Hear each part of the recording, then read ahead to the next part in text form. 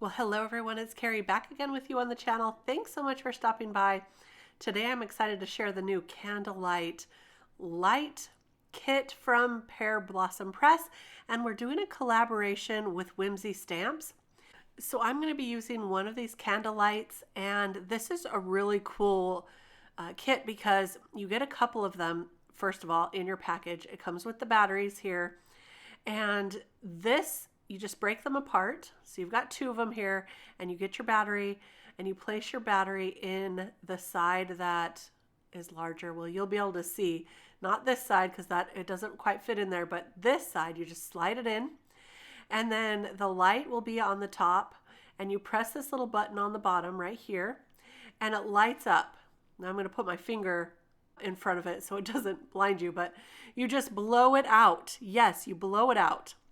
And so it's just like a candle, so really cool. So I'm going to be using the Cupcake die set and the Birthday Wishes die that has the candle in it, and some of these cute little seagulls from Gullibles stamp set from Whimsy Stamps.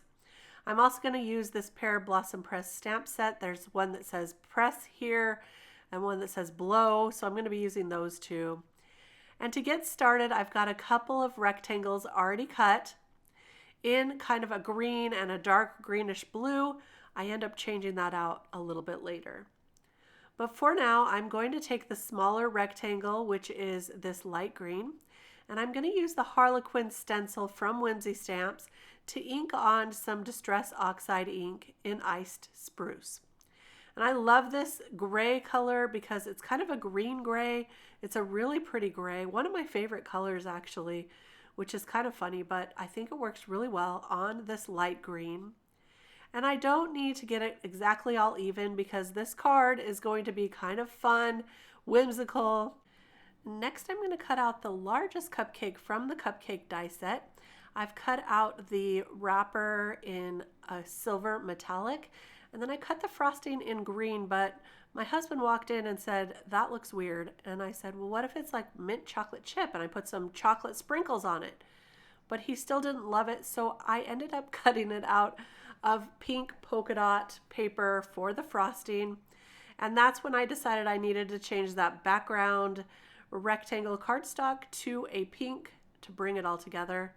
And then I'm going to put in a few of these little seagulls.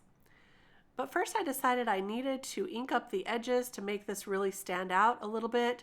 So I've got some Distress ink here in a green color, and I'm just going to go around all of the edges just a little bit, and that'll really make it pop from the background.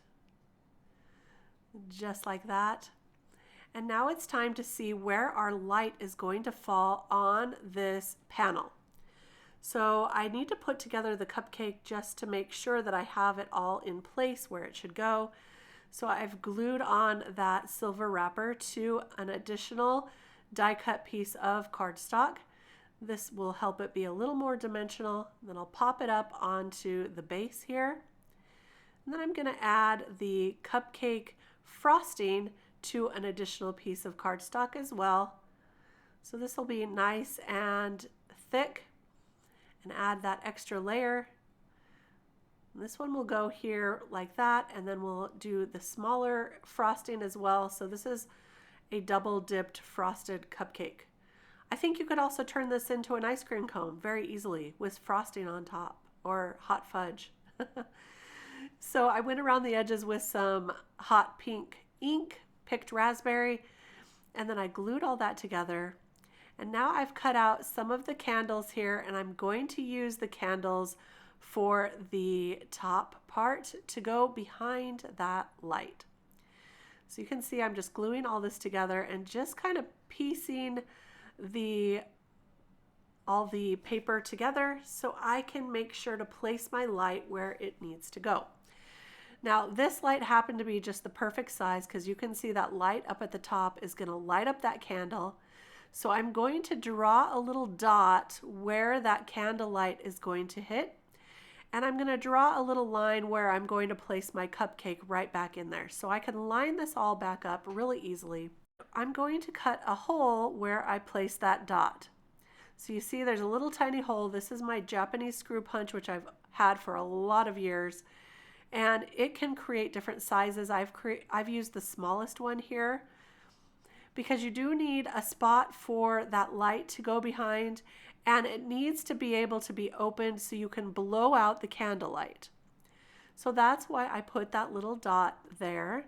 And now I'll go ahead and glue on my cupcake. I did add a little bit of foam tape to the back of it as well. And I've chosen just a few of these little seagulls and the sentiment that says mine, mine, mine.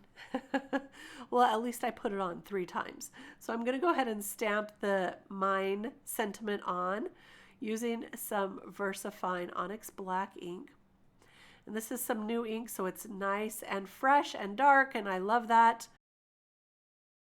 And now I'll add those little seagulls. I'm using a little bit of foam tape to support those seagulls and then adding the other 2 on with liquid adhesive. So very easy to do. So we're just going to build up this whole panel, and I already put down the light on the pink panel using some score tape. So now all we have to do is add a little bit of foam tape around this top panel here, and this is the world's best foam tape from Pear Blossom Press. I love this foam tape because not only is it double thick, but it is repositionable up to 30 minutes. So yeah, if you put it in the wrong place, you still have time to pick it up and place it down again. So great. So you can see I can light it up and blow it out, and it's going to work just perfectly. So I'll remove the backer and add that to my panel here, just like this.